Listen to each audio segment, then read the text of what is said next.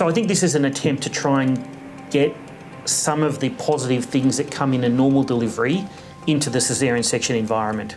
So in a normal delivery, it's very much the routine thing for the baby to be delivered directly up onto the mum's chest and for her to have cuddles before anything else at all happens.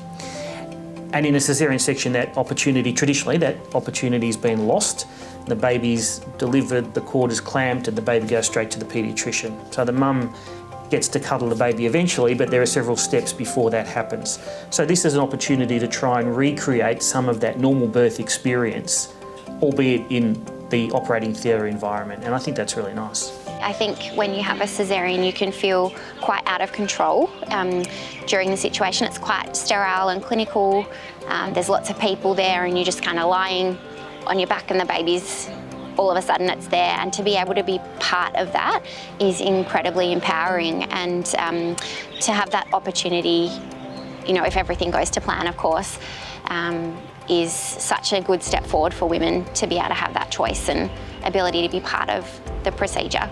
It was really different from the first time, just sort of being more involved in the experience and having Hugo come straight up onto my chest. It's hard to describe in words. It was overwhelmingly beautiful. So it's always exciting delivering babies, and I think that's one of the great things about being an obstetrician, being part of a really happy time in people's lives. This was really special though. I think that just to be able to witness the joy that Ayesha experienced and to see the emotions on her face and how she was feeling during that process, it was something that touched everybody, I think, in the operating theatre in more than we expected to be. So everything is done with safety as the first priority. So we went through quite a few practice runs to make sure that all of the theatre team knew exactly what their roles were and how we would handle the situation. We talked about what was going to happen step by step, and also what would happen if things didn't go to plan. So we were quite clear about what was going to happen and that the pin could be pulled at any point, and I think you need to be okay with that. I put quite a bit of effort into talking through how the procedure will unfold and what the experience is that she might have, but also the experience that her partner will have, because often a woman might feel comfortable seeing the details of the operation, but her partner won't. So it's important that both in the couple feel on board and excited about the process. I'm really fortunate in that I'm a GP, so during my medical training I'd spent a fair bit of time in obstetrics, and so I'd had that exposure to operating theatres and caesareans and helped with a few myself, so none of that was new to me. Nathan absolutely loved it as well.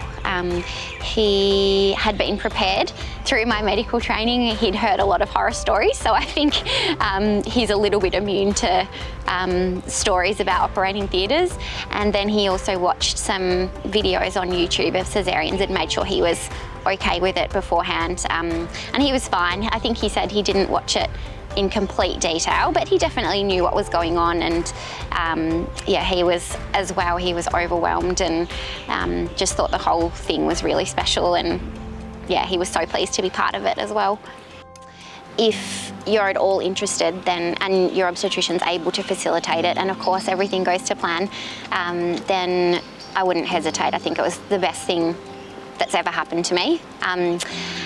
And I would absolutely recommend it. I mean, obviously it's not for everybody. If you or your partner are squeamish and going to freak out or pass out on the operating table, then probably not the best idea. But if you're thinking about it, then you're obviously open to it, and so I would, say go for it.